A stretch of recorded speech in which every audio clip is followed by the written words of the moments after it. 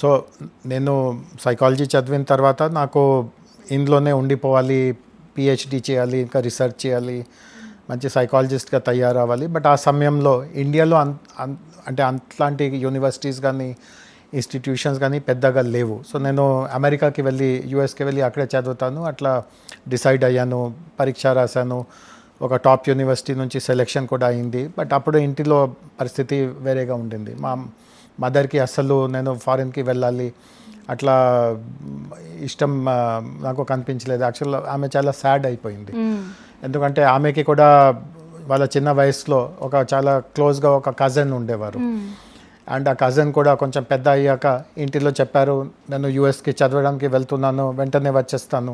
And ఈరోజు కూడా రాలేదు. అంటే ఎంతోమంది ఉంటారు కదా, ఇంటికి జస్ట్ చదివి 4-5 ఇయర్స్లో వెనక్కి వచ్చేస్తాను. బట్ యూఎస్కి వెళ్ళిన తర్వాత అక్కడ అంతా వాతావరణం వేరేగా ఉంటుంది. సో మా మదర్కి అట్లే ఒక నమ్మకం ఉండేది దట్ ఈ వ్యక్తి అస్సలు ఒకసారి వెళ్తే మళ్ళా వెనక్కి రారు. సో ఆమెకి ఇట్లా కొంత సాడ్నెస్ కలిగింది నేను ఇట్లా యూఎస్కి వెళ్తున్నట్టుగా. సో అప్పుడు నేను చెప్పాను, నేను ఎంబీఏ ఎగ్జామ్ కూడా రాసి ఉన్నాను, ఒకవేళ నాకు దాంట్లో సీట్ వస్తే నేను యూఎస్ది మానేస్తాను.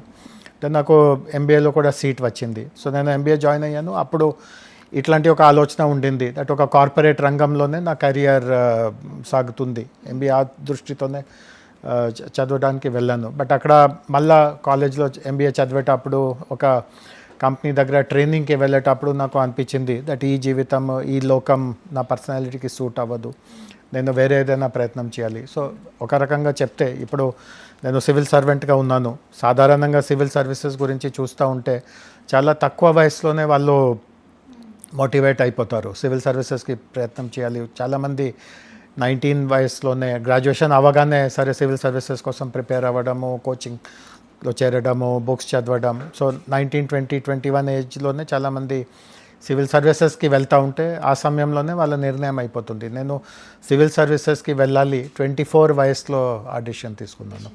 సో లేట్ డిసిషన్, బట్ చాలా సౌభాగ్యంగా దాంట్లో సక్సెస్ఫుల్గా చేరిపోయాను. అండ్ ఇప్పటి వరకు 30 సంవత్సరాల పైనే నాకు సివిల్ సర్వీసెస్లో అయింది. మంచిగానే నా కెరియర్ సాగింది.